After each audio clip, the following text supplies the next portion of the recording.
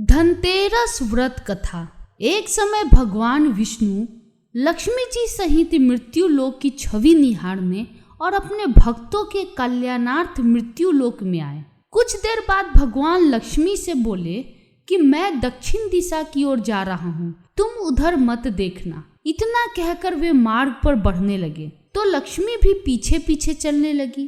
कुछ दूर चलने पर लक्ष्मी ने देखा कि बड़े ही सुंदर सुंदर पीत पुष्पों से परिपूर्ण सरसों के खेत हैं तथा उन खेतों के समीप ही गन्ना का खेत भी है। पीत पुष्पों की मनोहारी छटा को देखकर लक्ष्मी भी वहां पूर्ण श्रृंगार से युक्त ईख तोड़कर चूसने लगी। उसी समय भगवान लौटे और यह देख लक्ष्मी पर क्रोधित होकर शाप दिया कि जिस किसान का यह खेत है 12 वर्ष तक तुम उसकी सेवा करो। ऐसा कहकर भगवान विष्णु क्षीर सागर चले गए और लक्ष्मी किसान के यहाँ जाकर उसे धन धान्य से पूर्ण कर उसकी सेवा में तत्पर हो गई। इसी दिन देव दानव के समुद्र मंथन के समय धनवंतरी समुद्र से अमृत कलश लेकर प्रकट हुए थे। इसलिए इस दिन धनतेरस को धनवंतरी जयंती भी कहते हैं। 12 वर्ष का समय पूरा हुआ तब लक्ष्मी जी जाने को तैयार हुई तो किसान ने रोक लिया। भगवान जब किसान के यहाँ लक्ष्मी को बुलाने आए तो किसान ने लक्ष्मी को जाने नहीं दिया। तब भगवान बोले कि तुम परिवार सहित गंगा में जाकर स्नान करो और इन कौड़ियों को जल में छोड़ देना। जब तक तुम नहीं लौटोगे तब तक मैं लक्ष्मी को नहीं ले जाऊंगा। किसान ने ऐसा ही किया। जैसे ही किसान ने गंगा में कौड़ियाँ डाली वैसे ही गंगा जी में से 4 भुजाएं निकली और कौड़ियाँ लेकर चलने को उद्यत हुई। तब किसान ने ऐसा आश्चर्य देख गंगा जी से पूछा कि ये 4 भुजाएं किसकी है। गंगा जी ने बताया कि अरे किसान, ये 4 हाथ मेरे थे।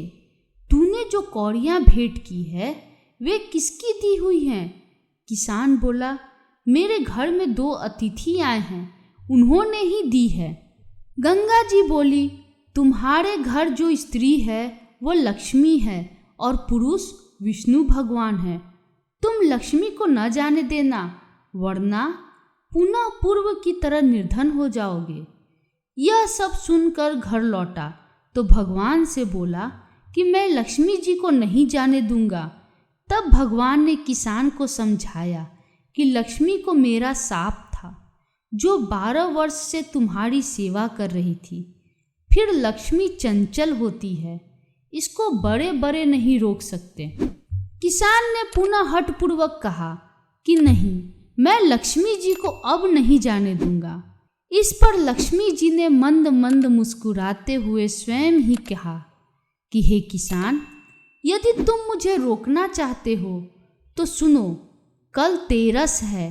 तुम अपना घर स्वच्छ रखो, रात्रि में घी का दीपक जलाकर रखना, तब मैं तुम्हारे घर में आऊंगी।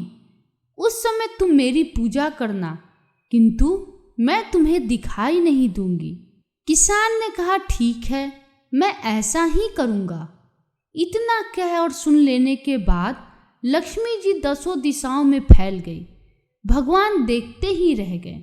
अगले दिन किसान ने लक्ष्मी जी के कथा अनुसार कार्य को पूर्ण किया और रात्रि में घी का दीपक प्रज्वलित कर लक्ष्मी पूजन किया। उसका घर धन धान्य से पूर्ण हो गया। इसी भांति वो प्रतिवर्ष तेरस के दिन लक्ष्मी जी की पूजा करने लगा। उस किसान को ऐसा करते देखकर कितने ही लोगों ने लक्ष्मी जी की पूजा करनी शुरू कर दी और यह तेरस धनतेरस के नाम से विख्यात हुई। अतः इस दिन भी सभी को लक्ष्मी पूजन करना चाहिए। धन्यवाद।